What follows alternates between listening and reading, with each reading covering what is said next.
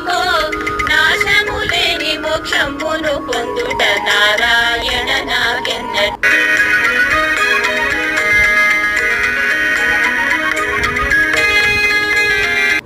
భక్తి మృదంగము తాళాదులతో భజనము సేయుట ఎన్నటికో శక్తి మీరగా నృత్యము సేయుట సార సాక్ష నాకెన్నటి.